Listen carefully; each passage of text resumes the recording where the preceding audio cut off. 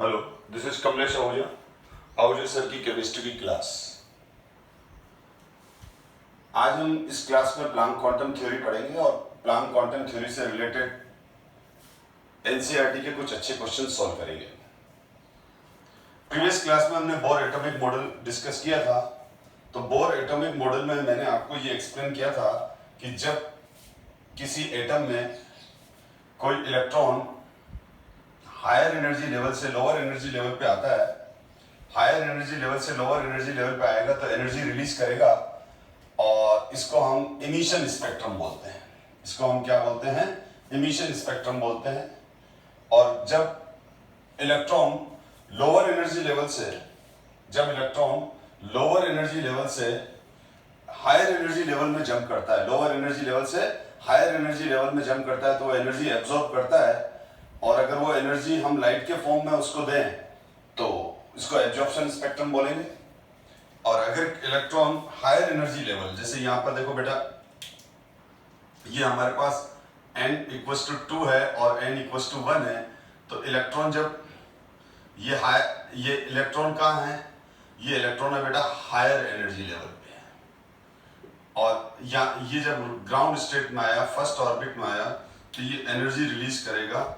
और ये एनर्जी कितनी रिलीज करेगा? 10.2 इलेक्ट्रॉन वोल्ट के बराबर, क्योंकि फर्स्ट ऑर्बिट का एनर्जी जो होता है वो होता है -13.6 इलेक्ट्रॉन वोल्ट और ये होता है -3.4 electron volt.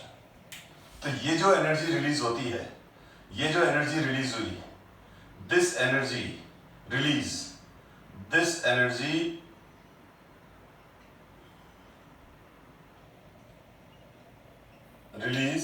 in form of light radiation.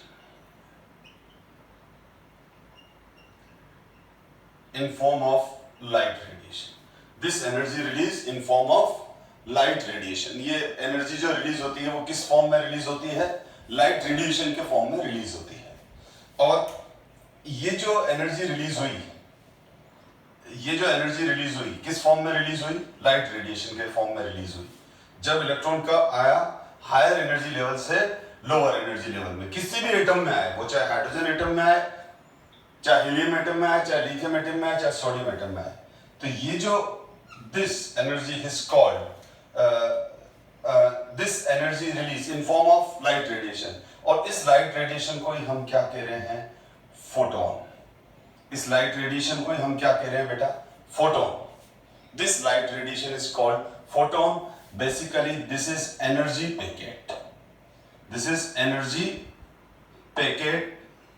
ये एनर्जी पैकेट है और इस एनर्जी पैकेट की एक फिक्स वैल्यू होगी। इस एनर्जी पैकेट की क्या होगी बेटा?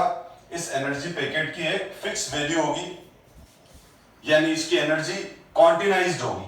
जब मैं ये बोलूं कि एनर्जी क्वांटिनाइज्ड होती है, एनर्जी क्वांटिनाइज्ड है, तो एनर्जी क्वांटिनाइज होने का मतलब ये होता है कि उसकी एनर्जी फिक्स है। जैसे ये इलेक्ट्रॉन यहां से यहां आया तो ये 3.4 इलेक्ट्रॉन वोल्ट था इसका एनर्जी और इसका 13.6 था, तो ये एनर्जी डिफरेंस कितना हुआ? 10.2 इलेक्ट्रॉन वोल्ट। तो ये जो हमारा फोटोन है, इस फोटोन की एनर्जी किसके इक्विवेलेंट होगी? 10.2 इलेक्ट्रॉन वोल्ट के इक्विवेलेंट होगी। 10.2 इलेक्ट्रॉन वोल्ट के इक्विवेलेंट होगी। तो हम बोलेंगे हर फोटोन की एनर्जी क्वांटिनाइज्ड होती है, मतलब फिक्स होती है। अब यही कॉन्सेप्ट एक्चुअल में बोर ने भी एक्सप्लेन किया था, पर फिर प्लैंक ने इसको ज्यादा एक्सटेंड किया, ज्यादा डिटेल में लिया। उसने कहा कि कोई भी जो लाइट सोर्स है, उस लाइट सोर्स से जो एनर्जी रिलीज होती है वो सर्टेन एनर्जी पैकेट्स के फॉर्म में होती है, सर्टेन एनर्जी पैकेट्स के फॉर्म में होती है। और इन सर्टेन एनर्जी पैकेट्स को हम फोटोन कहते हैं। फोटोन का एनर्जी फिक्स होता है, हर फोटोन का एनर्जी फिक्स होता है। हाँ, अलग अलग फोटोन की एनर्जी अलग अलग होगी, पर एक पर्टिकुलर फोटोन की एनर्जी फिक्स होगी, मतलब क्वांटिनाइज्ड होगी। जब फिक्स्ड वैल्यू होती है तो हम उसको साइंटिफिक लैंग्वेज में उसका जो टर्म यूज करते हैं वो क्वांटिनाइज्ड करते हैं। फिक्स्ड वैल्यू की जगह हम कौन सा वैल्यू यूज करते हैं? क्वांटिनाइज्ड वैल्यू, ठीक है, फिक्स्ड वैल्यू मतलब क्वांटिनाइज्ड वैल्यू। अब हम ध्यान दो, यानी वो ये कह रहा है कि जैसे ये कोई लाइट सोर्स है,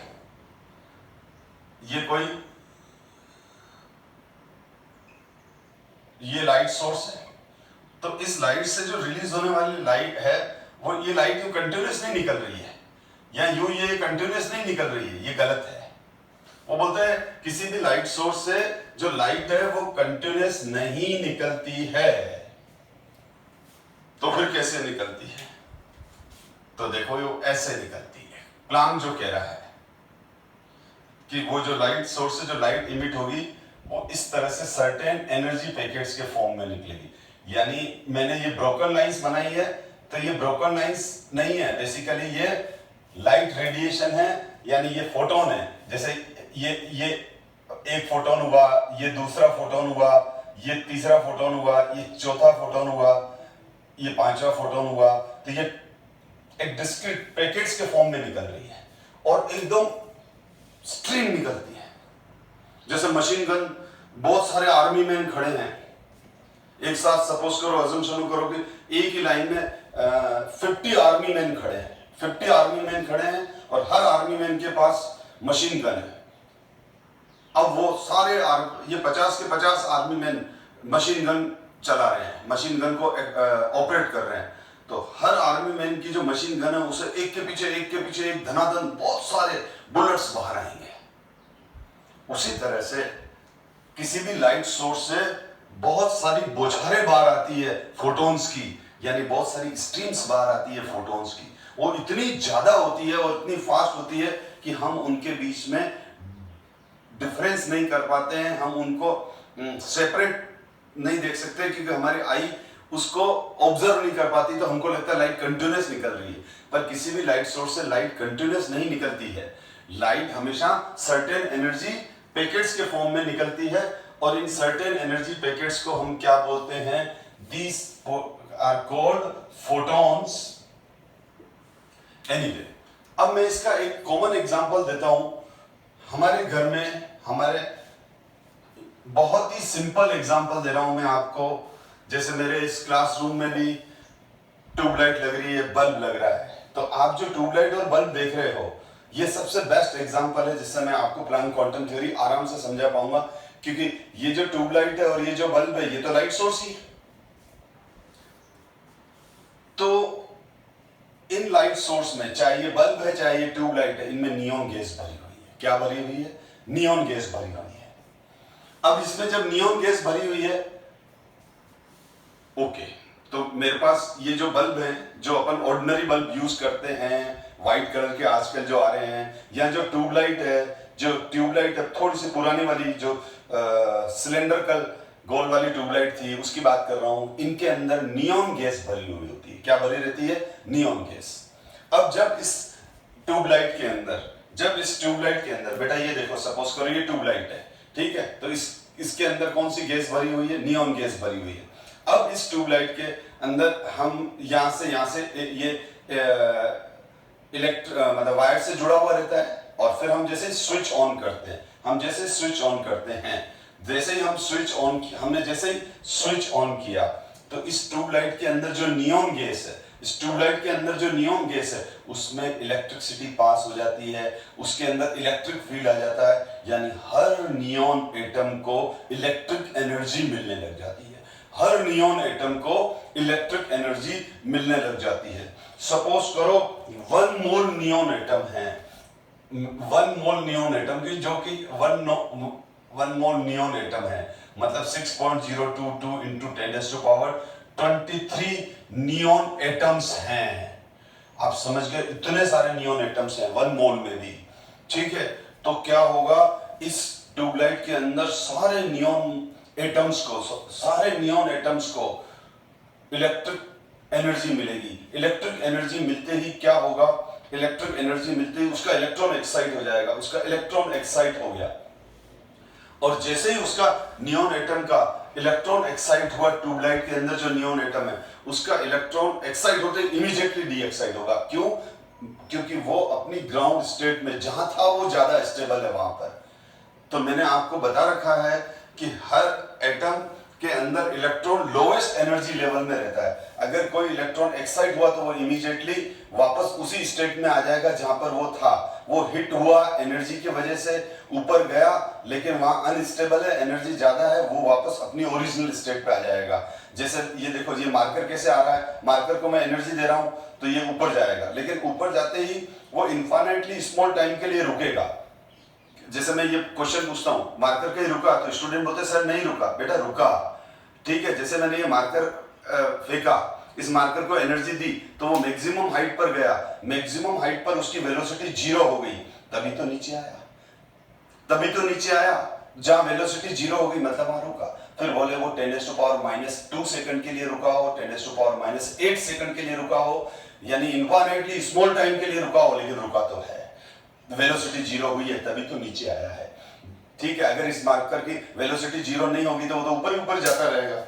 तो इस कारण से बस उसी तरह से इलेक्ट्रॉन भी एक्साइट होकर डी एक्साइट हो गया। जैसे मार्कर देखना, ये एक्साइट हुआ और ये डी एक्साइट हो गया। जब डी एक्साइट होगा मतलब वो नीचे आ रहा है। तो इसी तरह से नियॉन के सैंपल में से जब इलेक्ट्रिसिटी पास होती है तो नियॉन एटम के इलेक्ट्रॉन्स को एनर्जी मिलती है, इलेक्ट्रिक एनर्जी, तो वो एक्साइट हो जाते हैं और वो बहुत सारे नियॉन एटम्स एक साथ एक्साइट होते हैं और इमीडिएटली उनके सारे इलेक्ट्रॉन्स वापस ओरिजिनल स्टेट, अपनी ग्राउंड स्टेट पर आ जाते हैं। ये excite D excite, excite D excite, excite D excite, ये ट्रांजिशन कंटिन्यूअस होता रहता है। लेकिन जब वो एक्साइट हो रहा है तो इलेक्ट्रिक एनर्जी एब्जॉर्ब कर रहा है, और जब वो डी एक्साइट हो रहा है, जब वो डी एक्साइट हो रहा है, जब वो डी एक्साइट हो रहा है तो वो एनर्जी रिलीज कर रहा है in form of light radiation. तो हम जैसे स्विच ऑन करते हैं तो हमको लाइट दिखने लग जाती है रूम के अंदर। अभी मेरे रूम में लाइट क्यों है? इन लाइट सोर्स की वजह से। इस लाइट सोर्स के अंदर क्या है? नियॉन एटम है। हो क्या रहा है? ये नियॉन एटम में से जब इलेक्ट्रिक एनर्जी पास हो रही है तो सारे नियॉन एटम के electron excite D excite continuous हो रहे हैं, और जब वो डी एक्साइट हो रहे हैं तो धनाधन एक के पीछे एक बहुत सारे light photon, light radiation, photon release कर रहे हैं, और हमको लाइट फील हो रही है इस क्लास में।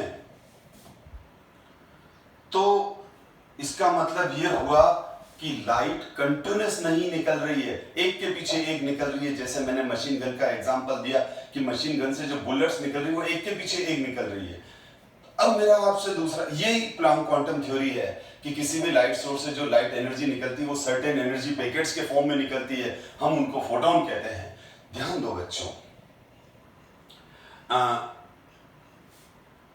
अगर अब मैं आपसे मेरे आपके रूम में जो ट्यूबलाइट है, या मेरे क्लास में जो ये ट्यूबलाइट है, मैं ये बोलता हूं कि ये ट्यूबलाइट है, तो बताओ ये कितने लाइट सोर्स है? आप देखोगे ये तो एक ट्यूबलाइट ही जल रही है। सर एक लाइट सोर्स है। नहीं बेटा, एक लाइट सोर्स नहीं है। उसके अंदर अगर 1 मोल नियॉन एटम है तो उसमें 1 मोल लाइट सोर्स है। 6.022 × 10⁻23 लाइट सोर्स है। अगर एक ट्यूबलाइट के अंदर, एक बल्ब के अंदर 1 मोल नियॉन एटम्स भरे हुए हैं तो 6.022 × 10⁻23 नियॉन एटम मतलब 6.022 × 10⁻23 लाइट सोर्सेस हैं। हर एटम एक लाइट सोर्स है। उसको, उस एटम के इलेक्ट्रॉन को इलेक्ट्रिक एनर्जी मिल रही है, वो एक्साइट हुआ फिर डी एक्साइट हुआ, एक्साइट हुआ फिर डी एक्साइट हुआ, डी एक्साइट हुआ तो उसने लाइट रिलीज की। अब आपको समझ में आ गया होगा कि इस लाइट सोर्स से इतने सारे एटम है और हर एटम लाइट फेंक रहा है।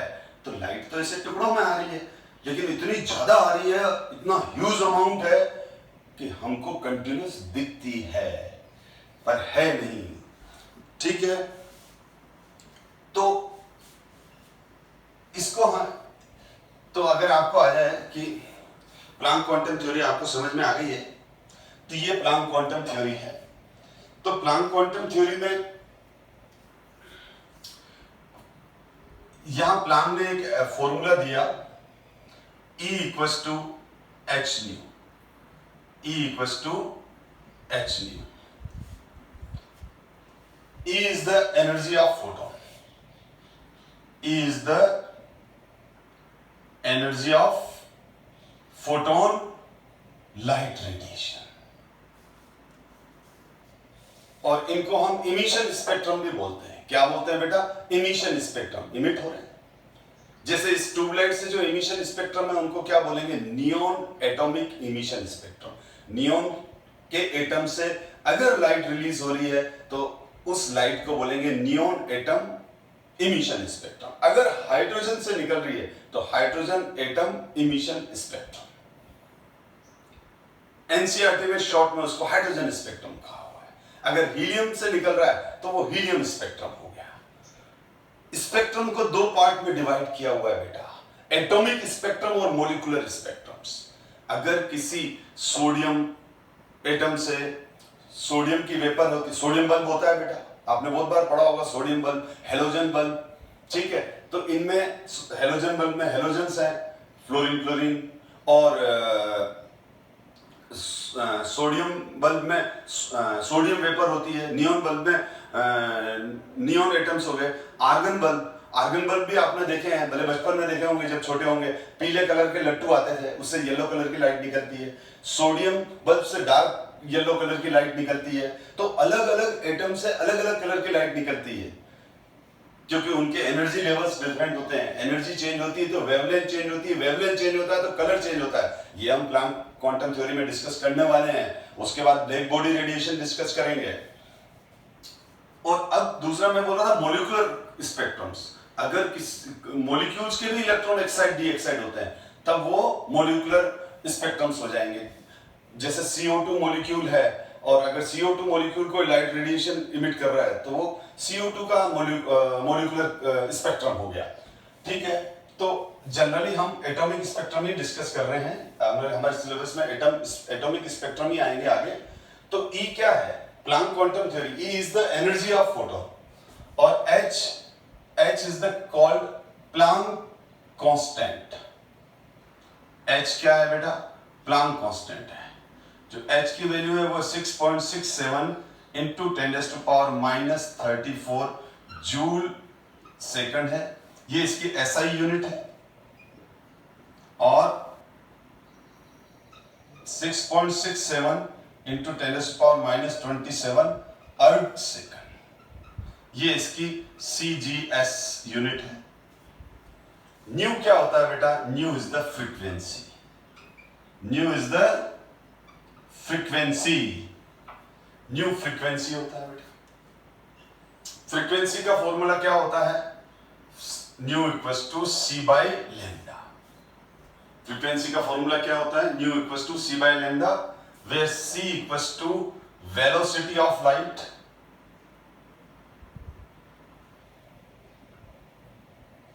Lambda equals to wavelength. Lambda equals to wavelength. तो हमारे पास ये इंपॉर्टेंट फॉर्मूला है, और फिर ये वाला। अब अगर मैं इसमें न्यू की वैल्यू पुट कर दूं,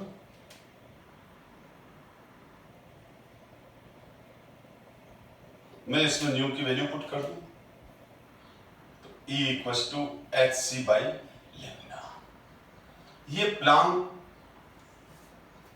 क्वांटम थ्योरी प्लैंक ने ये फॉर्मूले अपने रिसर्च से डेवलप किए थे। फिजिक्स में तो पूरा चैप्टर है प्लैंक क्वांटम थ्योरी को लेके। लाइट का पूरा चैप्टर है बेटा, लाइट का चैप्टर नहीं, यूनिट है, कम से कम 3 चैप्टर है उसमें। तो यहां पर हम अब डिस्कस करते हैं वेवलेंथ क्या होता है, एम्पलीट्यूड क्या होता है, थोड़ा सा बेसिक पॉइंट तो हम डिस्कस करेंगे यहां पर। तो आप देखें, वेवलेंथ क्या होती है? तो क्या होता है, जो वेवलेंथ है वो ये है। तो ये तो क्लियर है कि जब फोटोन मूव करते हैं तो वो वाइब्रेट करते हुए चलते हैं इस तरह से, क्योंकि इनका वेलोसिटी बहुत ज्यादा है। जैसे मैं आपको एक्सप्लेन करूं, किसका कोई पार्टिकल है हमारे पास जिसका मास बहुत कम है, और वो उसकी स्पीड बढ़ा दो तो वो वाइब्रेट करता हुआ जाएगा, वेव मोशन करेगा। वाइब्रेशन मोशन को वेव मोशन बोलते हैं। कोई वाइब्रेट करता हुआ आगे बढ़ रहा है तो हम बोलेंगे वेव मोशन कर रहा है, साइंस के हिसाब से, मतलब साइंटिफिक टर्म में, साइंटिफिक लैंग्वेज में वाइब्रेशन मोशन को हम क्या बोलते हैं? Wave motion. जैसे आप कोई व्हीकल है जिसका ज्यादा मास नहीं है, ठीक है, आप कोई हल्की सी बाइक जिसका ज्यादा मास नहीं है, ठीक है, उस बाइक को स्पीड बढ़ाते जा रहे हो, हाईवे पे स्पीड बढ़ाते जाओ, ठीक है, 100 तक स्पीड आने के बाद उसमें वाइब्रेशन आने लगता है, हिलने लग जाती है, आपको वापस क्या करना पड़ता है? स्पीड कंट्रोल करनी पड़ती है, क्योंकि वो वाइब्रेशन इफेक्ट बहुत ज्यादा डोमिनेट करने लग जाते हैं। तो जैसे जैसे मास कम होता जाता है और वेलोसिटी बढ़ती जाती है, वेव मोशन बढ़ता जाता है, यानी वो इस तरह से चलता है। तो उस ये वो पाथ है, ये फोटॉन्स का पाथ है बेटा। जैसे मैंने बताया था ना, ऑर्बिट क्या होता है? ऑर्बिट क्या होता है? It is imaginary path of electron around nucleus. इसी तरह से हम ये जो वेव बना रहे हैं, तो ये एक के पीछे एक जो फोटोन आ रहे हैं ना, उनका ये पाथ है, वेवी पाथ है, वाइब्रेशनल पाथ, इसको हम वेव कहते हैं। अब आप ध्यान दें बेटा, ये जब वाइब्रेट करेंगे तो कोई भी चीज वाइब्रेट करती है तो इसकी मीन पोजीशन ये, तो वो अपनी मीन पोजीशन से अप एंड डाउन दोनों तरफ जाती है। व्हीकल जब बहुत फास्ट चल रहा होता है और वो वाइब्रेट करता है तो फिर वो यूं चलता है, उसकी मीन पोजीशन वो रोड है और उस पर यूं होने लग जाता है, और ये इस तरह से चल रहे हैं। तो ये ध्यान दो बेटा, तो जब वो मीन पोजीशन से ये अप गया उतना ही डाउन जाएगा, ये अप गया उतना ही डाउन जाएगा, तो A is the amplitude, A is the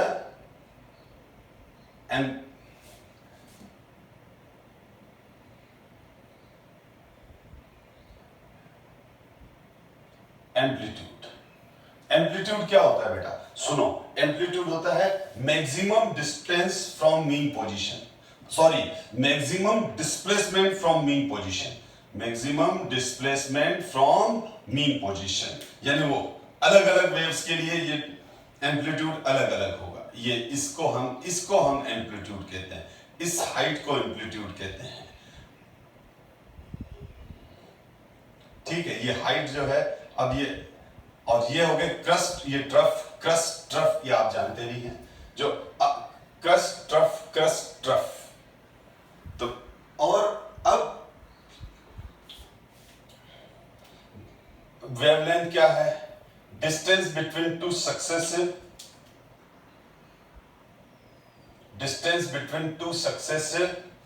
crust और distance between two successive trough is called wavelength।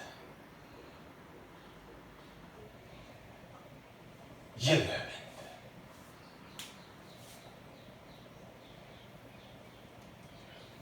तो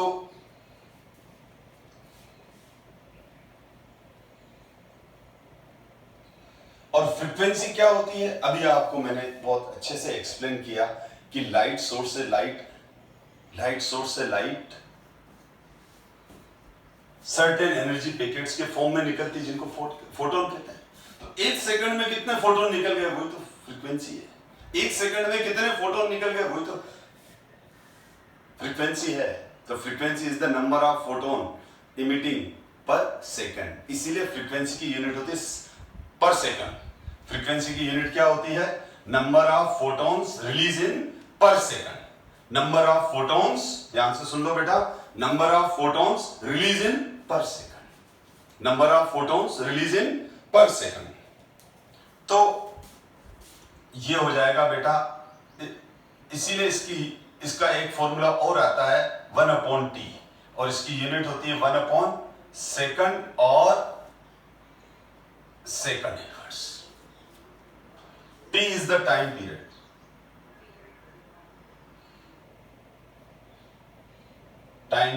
t is the time period, time है, ठीक है। तो न्यू का फॉर्मूला होता है 1/t, न्यू का एक फॉर्मूला होता है c/λ। मैं फ्रीक्वेंसी को और क्लियर कर देता हूं, बहुत बार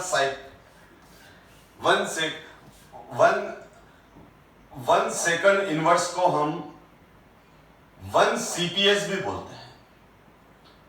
1 सीपीएस भी बोलते हैं। सीपीएस का मतलब होता है साइकिल पर सेकंड। सीपीएस का मतलब क्या होता है? साइकिल पर सेकंड। मैं एक्सप्लेन कर रहा हूं, 2 मिनट रुको बेटा। और 1 साइकिल पर 1 सेकंड इनवर्स को 1 सीपीएस भी बोलते हैं और 1 सीपीएस को 1 हर्ट्ज भी बोलते हैं। आपने सेकंड इनवर्स लिखा तो भी सही है, सीपीएस लिखा तो भी सही है, हर्ट्ज लिखा तो भी सही है। समझो, मैं एक फ्रीक्वेंसी को एक दूसरे तरीके से भी समझा देता हूं आपको। बहुत ऑर्डिनरी कंसेप्ट से समझा रहा हूं मैं।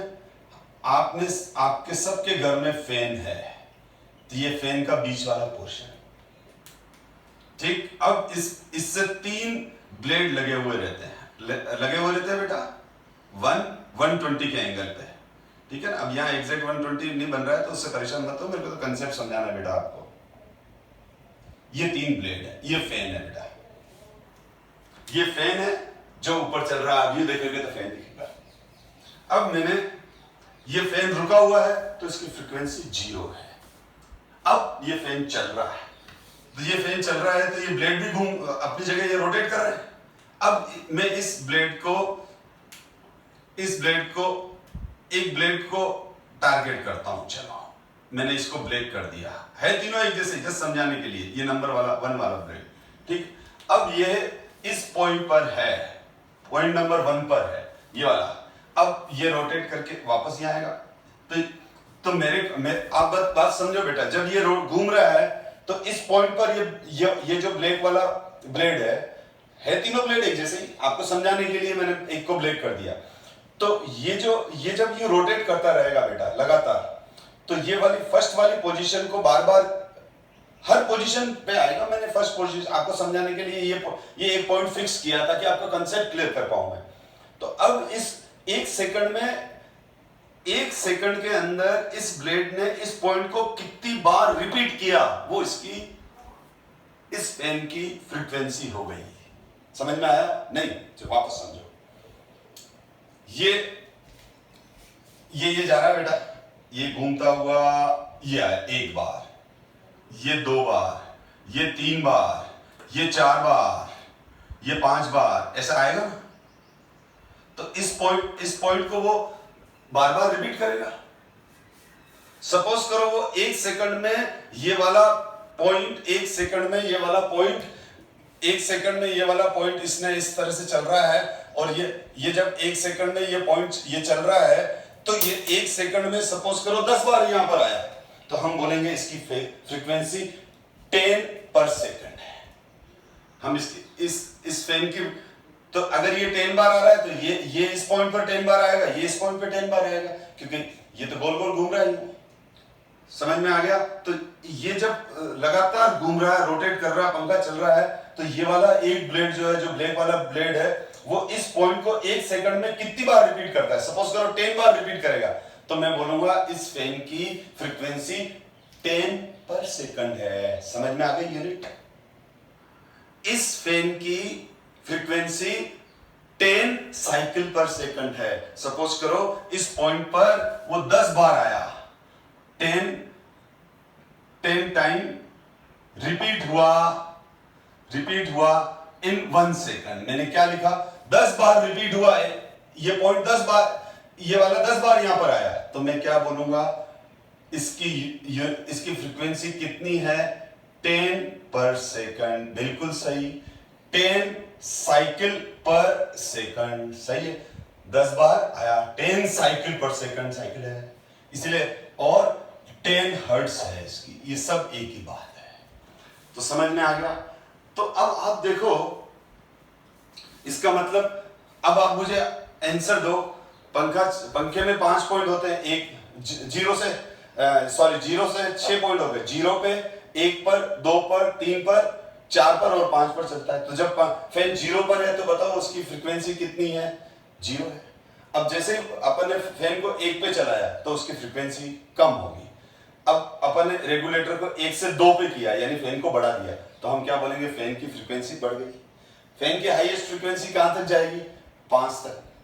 ठीक है, अपन रेगुलेटर को घुमाते जाते हैं, तो जैसे जैसे रेगुलेटर को से बढ़ाकर उसकी स्पीड बढ़ाएंगे तो हम क्या बोलेंगे? फैन की फ्रीक्वेंसी बढ़ रही है। अब आपको मालूम पड़ गया कि फ्रीक्वेंसी की वैल्यू तो बहुत ज्यादा होने वाली है।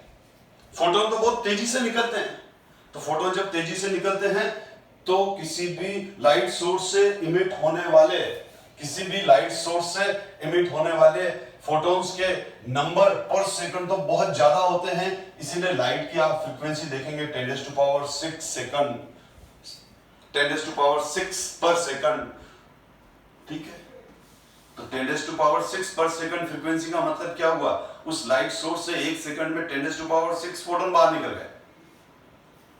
चलो अब हम थोड़ा सा अब ना एनसीईआरटी के क्वेश्चन करते हैं। अब मेरी एक बात सुनो बेटा, आप सबके पास एनसीईआरटी बुक होनी चाहिए, और जैसे मैंने कहा एनसीईआरटी क्वेश्चन 2.5 तो आप चेक करो वो है कि नहीं है। और जो मेरा पैटर्न है वो बिल्कुल एनसीईआरटी के अकॉर्डिंग प्लस कॉम्पिटिटिव एग्जाम और बेसिक कंसेप्ट सबको ध्यान में रखते करता हूं, ठीक है। हर टीचर का पढ़ाने का तरीका अपना होता है, सीक्वेंस अपना होता है, लेकिन ultimately at the end of chapter सारे टॉपिक कवर हो जाएंगे आपके। यूं नहीं है कि सर ये छोड़ दिया टॉपिक, आपने तो स्किप कर दिया, नहीं किया। एक्चुअल में क्या होता है कि हर टीचर का अपना पैटर्न है, वो टीचर उस पैटर्न से पढ़ाता है तो वो कंफर्ट रहता है, तो वो कंफर्ट रहेगा, वो खुद कंफर्ट रहेगा तो ऑटोमेटिकली बच्चों को भी कंफर्ट कर पाएगा, ठीक है। तो आप टीचर को फॉलो करो। अब आप क्या करो, जैसे मैंने पढ़ाया प्लांक क्वांटम थ्योरी, तो आप क्वेश्चन एनसीईआरटी के एंड एक्सरसाइज क्वेश्चन करना स्टार्ट कर दो। तो देखो येलो लाइट, ये एनसीईआरटी क्वेश्चन नंबर 2.5 है। Yellow light emits from a sodium lamp, देखो आ गया वही वाला पॉइंट आ गया जो मैं डिस्कस कर रहा था। देखो सोडियम लैंप आ गया, सोडियम लैंप आने का मतलब उस लैंप के अंदर, उस बल्ब के अंदर सोडियम की वेपर भरी हुई है, ठीक है। अब सोडियम लैंप से निकलने वाली लाइट कौन सी है, येलो। नियॉन बल्ब से निकलने वाली लाइट क्या है, ये आपको बोर्ड पे दिख रही है, व्हाइट लाइट। हम नियॉन लाइट इसलिए यूज करते हैं क्योंकि वो सबसे ज्यादा व्हाइट होती है, ठीक है। वेवलेंथ इसने दे रखी है 580 nanometer, 580 nanometer. Calculate the frequency and wave number, हाँ वेव नंबर कंसेप्ट छूट गया एक्सप्लेनेशन में, तो क्लियर कर दूं। Nu equals to wave number होता है, जो वेव नंबर होता है उसका न्यू बार, ये इसका सिंबल होता है wave number. New bar is the wave number. Wave number क्या होता है, अब एक पूरी वेव हो गई, वो फ्रीक्वेंसी क्या हो गई, एक सेकंड के अंदर कितने फोटॉन्स बाहर आ गए, और वेव नंबर क्या हो गया, कितने वेव्स, कितनी वेव्स, वेव तो पूरी एक ये हो गई ना। तो एक वेव के अंदर एक फोटोन नहीं होता है, बहुत सारे फोटोन होते हैं, यहां से लेके यहां तक। जैसे ये जस्ट एजम्पशन ले रहा हूं, ये एक वेव है, तो 1 2 3 4 5 6 7 8 9 10 11 12 13 14 15 16 17 18 19 20 फोटोन से एक वेव बनी है, यानी वेव में ज्यादा फोटोन्स होते हैं, ठीक है। एक वेव बनी, ठीक है। तो ये जो डॉटेड लाइंस बता रखी है, ये क्या है, फोटोन्स को बता रही है ब्लू कलर की, ध्यान दो बेटा। तो वेव नंबर, जो वेव नंबर होता है वो होता है कैलकुलेट द वेव नंबर। तो एक सेकंड से उस लाइट सोर्स से कितनी वेव्स बाहर आ रही है, हम उसको क्या बोलते हैं बेटा, वेव नंबर बोलते हैं। और वेव नंबर, ठीक है, तो वेव नंबर का जो फॉर्मूला होता है न्यू इक्वल्स टू 1/λ, ठीक है। तो ये वेव नंबर हो गया, सॉरी ये वेव नंबर ये है। अगर आपने ये लिख दिया तो ये दिस इज द फ्रीक्वेंसी, ये फ्रीक्वेंसी है, दिस इज फ्रीक्वेंसी। अब हम आगे बढ़ते हैं, तो देखो yellow light emits from a sodium lamp have a wavelength new lambda. तो लैम्डा हमको क्या दिया हुआ है क्वेश्चन के अंदर, लैम्डा हमको गिवन है 580 लैम्डा इज 580 नैनोमीटर। कितना दे रखा है, 580 nanometer. Calculate the frequency and wave, frequency find out करनी है और वेव नंबर फाइंड आउट करना है। तो सबसे पहले हमको नैनोमीटर को किस में बदलना पड़ेगा, मीटर में हम SI यूनिट्स लेंगे। तो 1 नैनोमीटर जो होता है बेटा, ये धीरे धीरे याद हो जाएंगे, 10⁻⁻7 सेंटीमीटर होता है और 10⁻⁹ मीटर होता है। 1 नैनोमीटर किसके बराबर होता है? 10⁻⁻7 सेंटीमीटर एंड 10⁻⁹ मीटर। तो मैं इसको कैसे लिखूंगा? 580 इंटू 10⁻⁻9 मीटर। अब मैं इसका साइंटिफिक नोटेशन कन्वर्ट करूंगा। हमेशा साइंटिफिक नोटेशन का मतलब फर्स्ट डिजिट के बाद पॉइंट लगाना है। फर्स्ट डिजिट के बाद हमको क्या लगाना है बेटा? पॉइंट लगाना है। तो यहां पर आ जाएगा हमारे पास 5.8 इंटू 10⁻⁻7 मीटर, क्योंकि आई थिंक यही होगा, क्योंकि ये वैल्यू इधर हमने वैल्यू घटा दी तो इधर बढ़ा दी। ठीक है, आप देख लेना, बहुत जनों को ये करने में कंफ्यूजन हो जाता है, तो थोड़ा सा प्रैक्टिस करोगे तो समझ में आ जाएगा। तो मैं इसको ऐसे लिख सकता हूं। ठीक है, ये है साइंटिफिक नोटेशन। साइंटिफिक नोटेशन का मतलब होता है फर्स्ट डिजिट के जस्ट बाद आप पॉइंट लगाओ।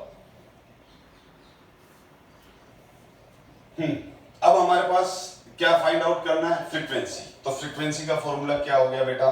फ्रीक्वेंसी आ जाएगी हमारे पास nu equals to c by lambda, और न्यू इक्वल्स टू सी की वैल्यू कितनी है? 3 इंटू 10⁸ मीटर पर सेकंड, ये मीटर है। और वेवलेंथ कितनी है? 5.8 इंटू 10⁻⁻7 मीटर। ठीक है, अब ये मीटर से मीटर कैंसिल हो जाएगा और इसका आंसर हम फाइंड आउट करेंगे। तो मैं कैलकुलेशंस में अभी नहीं जाऊंगा, टाइम लगता है बेटा। ठीक है, वैसे स्मार्ट कैलकुलेशन हम कर सकते हैं। स्मार्ट कैलकुलेशन क्या होती है मैं डिस्कस करूंगा, थोड़ा सा आपके कंसेप्ट क्लियर हो जाए, फिर हम आगे बढ़ेंगे। तो जो इसकी वैल्यू आ रही है बेटा, वो आ रही है 6 इंटू 10⁻⁻2 मीटर। 6 इंटू 10⁻, तो इसको सोल्व कर लेना, जो भी आंसर आ जाएगा बेटा, यहां पर आप सोल्व करना तो आपके पास आंसर मिल जाएगा। ठीक है, तो अप्रोक्स निकल जाएगा। और 1 मिनट मेरे पास कैलकुलेटर पड़ा है तो मैं कर ही लेता हूं, लेकिन हम कैलकुलेटर मैं आपको सजेस्ट नहीं करूंगा, हमको तो यहाँ टाइम बचाना है, इसीलिए मैं ऐसा कर रहा हूं।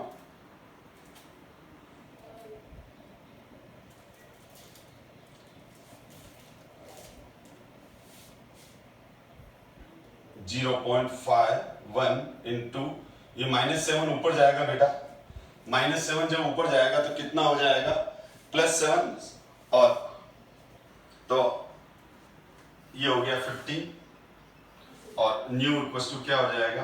5.1 इंटू 10⁻, ये इधर बढ़ाया तो इधर घटा दूंगा, सेकंड इनवर्स। और देख लो आप, सेकंड इनवर्स आई रही है, अभी हमारा डिस्कशन भी हुआ था, तो ये देखो सेकंड इनवर्स यूनिट आई रही है। और मैंने अभी अभी आपको बताया फ्रीक्वेंसी की यूनिट्स तो बहुत ज्यादा आएगी। फ्रीक्वेंसी की यूनिट्स तो क्या आएगी बेटा? बहुत ज्यादा आएगी। ठीक है,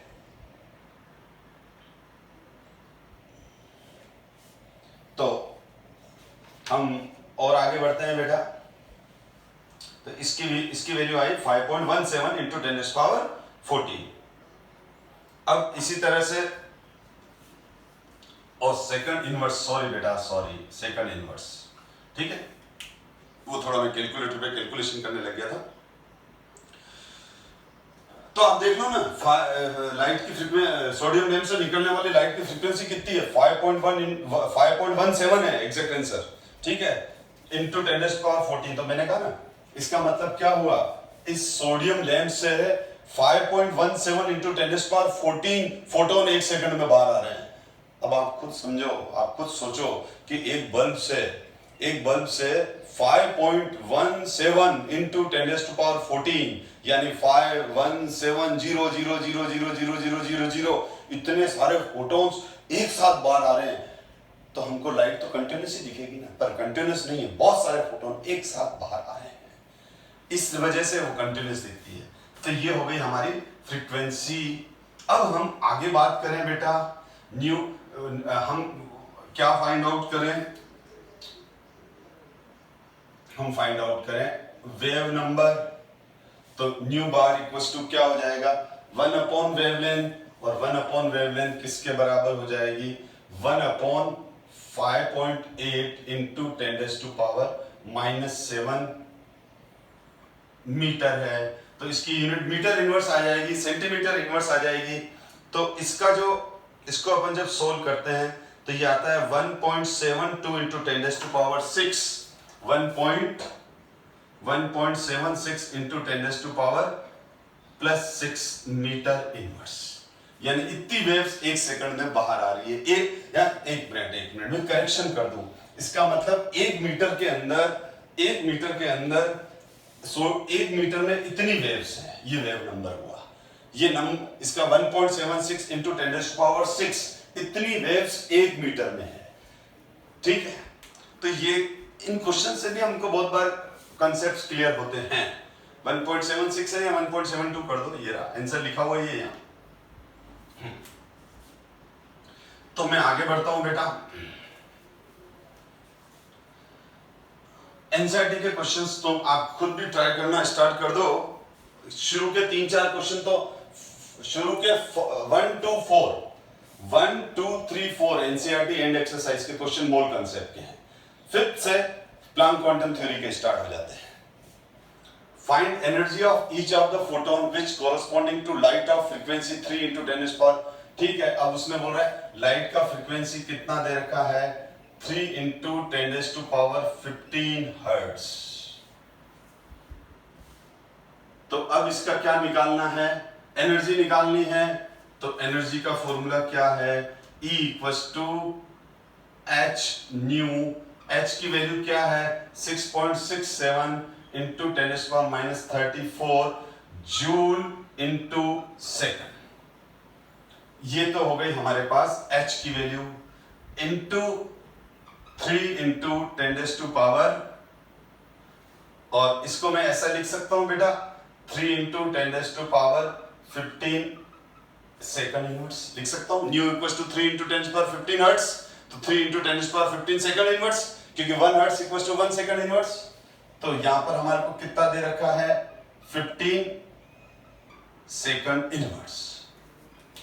तो क्या हो जाएगा, ये इससे कैंसिल हो जाएगा और हमारे पास एनर्जी आ जाएगी। अब हम जब इसको सोल्व करेंगे तो 1.99 इंटू वही 1.988 कर दो, तो मैंने इसको राउंड अप कर लिया, -18 जूल एनर्जी आ जाएगी। जूल ये होगी, आप सोल्व करके देख लो। ठीक है, तो ये आंसर आएगा। इसी तरह से वो बोल रहा है कि वेवलेंथ दे रखी है हमारे को, और वेवलेंथ जो दे रखी है उस वेवलेंथ से हमको क्या फाइंड आउट करना है, वेवलेंथ से हमको, तो वेवलेंथ हमको गिवन है बेटा 0.5 एंगस्ट्रॉम। वेवलेंथ कितनी गिवन है हमको, 0.5 एंगस्ट्रॉम। और क्लियर कर दूं फिर, 1 एंगस्ट्रॉम किसके बराबर होता है, 10⁻⁻8 सेंटीमीटर, 10⁻⁻10 मीटर। मीटर में कन्वर्ट करेंगे तो ये हो जाएगा 0.5 इंटू 10⁻⁻10 मीटर। साइंटिफिक नोटेशन 5.0, मैंने क्या कहा, फर्स्ट डिजिट के बाद पॉइंट लगाएंगे, इंटू 10⁻⁹ मीटर। वेवलेंथ ये आ गई हमारे पास। या ये बढ़ाया, सॉरी ये 11 आ जाएगा बेटा,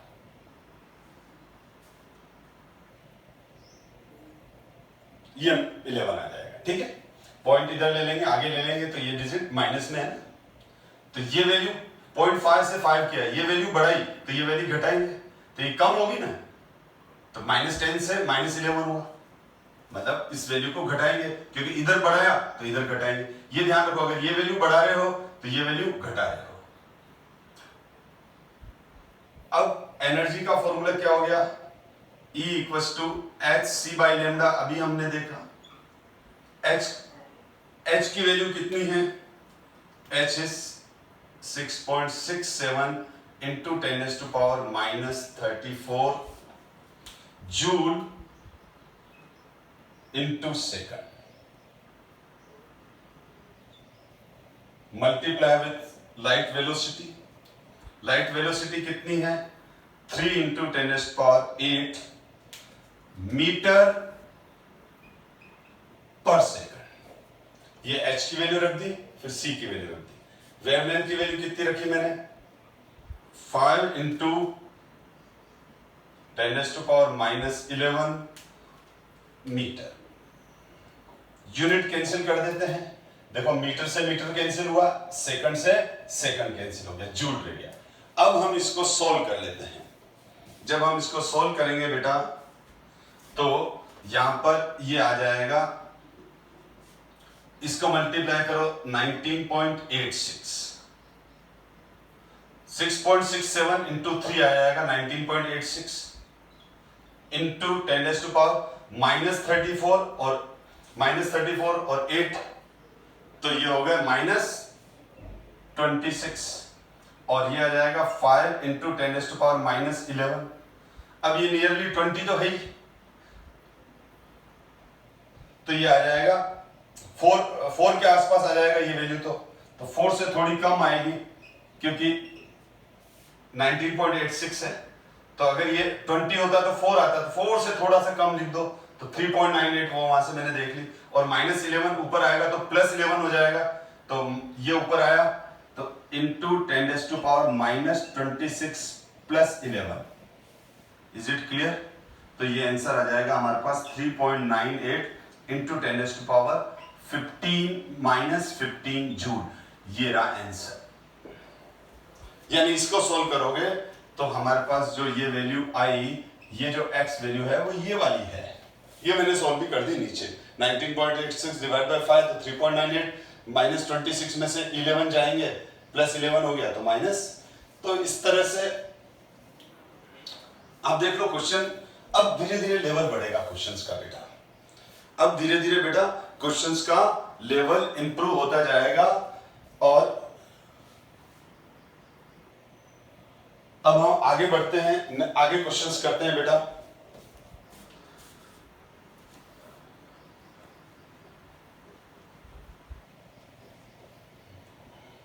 अभी तक तो हमने खाली बेसिक पॉइंट पढ़े, नेक्स्ट क्लास में मैं सोच रहा हूं डिटेल और लूं मैं। अब देखो चलो एक और क्वेश्चन कर लेते हैं। Calculate the wavelength, frequency and wave number of light waves whose period is 2 × 10⁻⁻10 second. यानी ये एनसीईआरटी 2.7 क्वेश्चन है। Calculate the wavelength, frequency and wave number. तो अपन को टी की वैल्यू क्या दे रखी है, टाइम पीरियड टी क्या दे रखा है 2.0 × 10⁻⁻10 सेकंड। टी की वैल्यू दे रखी है। मैंने अभी बताया फ्रीक्वेंसी का फॉर्मूला क्या होता है, 1/t भी होता है, 1/ टाइम पीरियड भी होता है, 1/ टाइम ही तो है, सेकंड इनवर्स। ठीक है, तो ये आ जाएगा 1/2 × 10⁻⁻10 सेकंड। और अगर मैं इसको सोल्व करता हूं तो ये आ जाएगा, इसको सोल्व करेंगे तो आ जाएगा 5 × 10⁻9 सेकंड। ऑब्वियसली 1/2 हो गया 0.5, ये क्या हो जाएगा 1/2 क्या हो जाएगा, तो इसको सोल्व करोगे तो ये आंसर आ जाएगा हमारे पास, ये वाला आ ही रहा है बेटा। खाली वैल्यू डाली है मैंने और कुछ नहीं किया है, इसको सोल्व किया तो ये आंसर आ रहा है। आप कैलकुलेटर से करके देख लें, इतनी मैथमेटिकल स्किल्स है बेटा आप में। फ्रीक्वेंसी क्या हो जाएगी, न्यू इक्वल्स टू c/λ। तो ये c की वैल्यू कितना 3 × 10⁸ मीटर पर सेकंड। वेवलेंथ कितनी है, वेवलेंथ हमको अभी फाइंड करनी है। वेवलेंथ हमको क्या करनी है बेटा, फाइंड करनी है। तो वेवलेंथ पहले हम calculate wavelength, frequency and wave number. Wavelength, wave number, तो वेवलेंथ निकालनी पड़ेगी अपन को। तो न्यू इक्वल्स टू क्या होता है c/λ। ठीक है, तो हमारे पास फ्रीक्वेंसी आ चुकी है बेटा, तो मैं इसको ऐसे लिख सकता हूं, वेवलेंथ इक्वल्स टू c/ν। इस फॉर्मूले को ऐसे लिख लिया। अब मेरे पास c की वैल्यू कितनी है 3 into 10⁸ meter second inverse. Frequency कितनी है ये निकाली हमने। फर्स्ट तो हमने फ्रीक्वेंसी निकाली है बेटा। फ्रीक्वेंसी हमारे पास कितनी है, फ्रीक्वेंसी ये रही हमारे पास, कितनी है 5 इंटू 10⁹ सेकंड इनवर्स। तो यहां पर सेकंड इनवर्स से सेकंड इनवर्स कैंसिल हो गई, यूनिट सीधी मीटर में आ रही है। और इसको हम करेंगे तो ये आ जाएगा बिल्कुल 6 इंटू 10⁻⁻² मीटर। ये वाला आंसर आ जाएगा। ये हमारा इसका वेवलेंथ आ गया। क्या आ गया हमारे पास, वेवलेंथ आ गई। अब वेव नंबर, तो वेव नंबर क्या होता है, वेव नंबर होता है न्यू बार, जिसको क्या लिखते हैं 1/λ। ये क्वेश्चन एनसीईआरटी इसलिए करवा रही है आपसे बार बार, ताकि आपका कैलकुलेशन स्किल्स डेवलप हो जाए। इस तरह से यूनिट लिखना आ जाए, कन्वर्जन आ जाए कि 1 angstrom equals to 10⁻⁸ centimeter and 1 angstrom equals to 10⁻⁻10 meter. ये मेरे को इसे रट कैसे गए, बार बार क्वेश्चन प्रैक्टिस की करा रहा हूं, आपको पढ़ा रहा हूं, तो मेरी क्वेश्चन प्रैक्टिस भी होती रहती है, तो मुझे धीरे धीरे यूज टू हो गया। मैं 1 nanometer equals to 10⁻⁻7 centimeter, 1 nanometer equals to 10⁻⁹ meter. तो आप भी बार बार क्वेश्चन प्रैक्टिस करो, भले वो सिंपल है, लेकिन उससे आपको कैलकुलेशन स्किल्स और यूनिट कन्वर्जन और रिलेशंस रट जाएंगे आपको अच्छे से। तो 1/λ वेवलेंथ की वैल्यू कितनी है, 6 इंटू 10⁻⁻², मतलब क्या हो गया 100/6। इसको सोल्व करेंगे तो 66.66 मीटर इनवर्स। ठीक है, यानी 1 मीटर में इसकी 66.66 वेव्स हैं, इसीलिए इसको वेव नंबर बोलते हैं। मैं होप करता हूं आज वाली क्लास के अंदर Planck quantum theory, basic Planck quantum theory आपको समझ में आ गई होगी। नेक्स्ट क्लास के अंदर हम डिटेल पढ़ेंगे प्लांक क्वांटम थ्योरी की, और एनसीईआरटी क्वेश्चन नंबर 8, 9, 10, 11 ऑनवर्ड्स जो भी हैं वो करेंगे। लेकिन मैं चाहता हूं कि ना बच्चों, आप भी खुद इंटरेस्ट लो, और मैं आपको कुछ क्वेश्चन दे रहा हूं।